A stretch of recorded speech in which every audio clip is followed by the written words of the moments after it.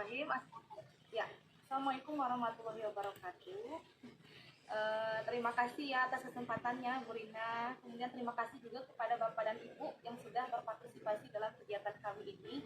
Ini merupakan sesi kami yang terakhir, insya Allah, dan sebelum deadline, deadline besok, insya Allah, mudah-mudahan doakan kami, berikan kami semangat, gitu ya, supaya kami bisa menjalani ini semua dengan baik sampai akhir.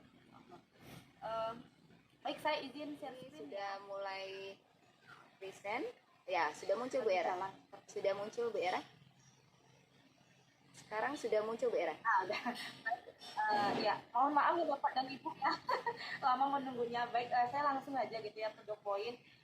Baik, hari ini saya akan memaparkan mengenai pembelajaran bab diferensiasi kebijakan rumah belajar pada materi prinsip dasar pemetaan. Dan ini sudah saya lakukan di kelas 10 gitu ya. Kelas 10 materinya adalah mengenai prinsip dasar pemetaan. Dan hal ini dimulai dari saya menggunakan PME gitu ya, Platform Merdeka Mengajar. Nah, di situ kan di PME mungkin Bapak dan Ibu udah ada yang download gitu ya, PME. Di sana banyak sekali hal-hal baru yang bisa kita dapatkan gitu. Di antaranya video inspirasi, ada perangkat ajar, kemudian ada assessment ya, assessment, kemudian ada mengenai kurikulum merdeka, B5 dan sebagainya. Nah, di sini saya mulai dari menonton video inspirasi. Nah, video inspirasinya ini. Nah, di sini ada 3 seri, makanya saya ambil mengenai diferensiasi proses. Jadi perangkat ajarnya saya ambil dari perangkat ajar yang ada di PMM, kemudian saya ATM ya, amati lingkungan sekolah saya. Terus kami melakukan yang namanya asesmen diagnostik nih Pak Bu. Anak-anak atau peserta didik kita kasih hobi mereka, minat mereka apa, terus berikan kuis, ada link kuis yang harus diisi gitu. Jadi nanti akan kelihatan kecenderungan siswa itu kemana gitu, apakah mereka gaya belajarnya auditori, apakah visual atau kinestetik. Nah, dari sinilah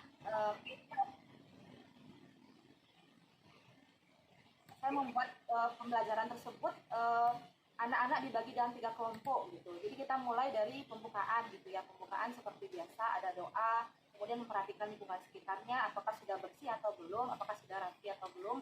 Kemudian kita melakukan apersepsi menanyakan ya, apa yang kamu ketahui tentang peta nak gitu, manfaat peta bagi kamu itu apa. Terus bolehlah kita briefing sedikit-sedikit, baru kita berikan tujuan pembelajaran hari itu. Misalnya yang pertama tahu apa itu tujuannya, manfaatnya dan sebagainya.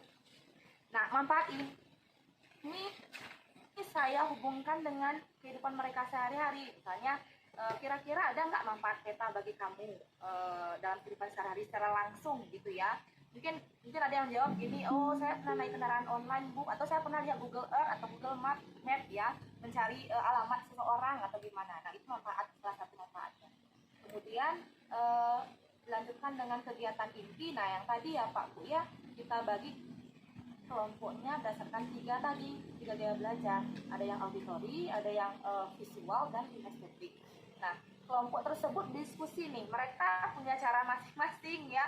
Kalau yang visual mungkin dengan membaca modul, dengan melihat gambar gitu ya, melihat slide. Terus kalau yang auditori ini mereka nonton video. Dan yang kinestetik ini mereka langsung praktek membuat petanya. Walaupun ini belum bagus ya petanya, tapi alhamdulillah lengkap, karena nggak mungkin dalam waktu sekejap itu bisa langsung membuat peta yang bagus. Nah, setelah itu baru mereka disuruh presentasi ke depan per kelompok ya.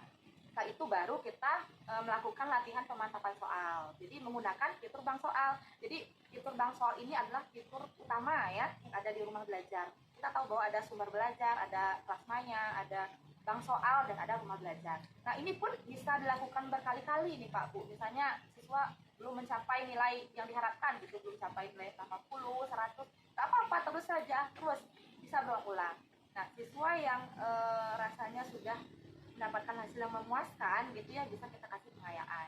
Pengayaannya dengan apa? Dengan membuka atau mengeksplor yang namanya fitur pendukung yang ada di rumah belajar, namanya peta budaya. Nah, ini unik ketika Sukar, oh Candi Muaro Jambi. Nanti kalau kita klik di Sukar, oh ini tradisi Randai dan sebagainya.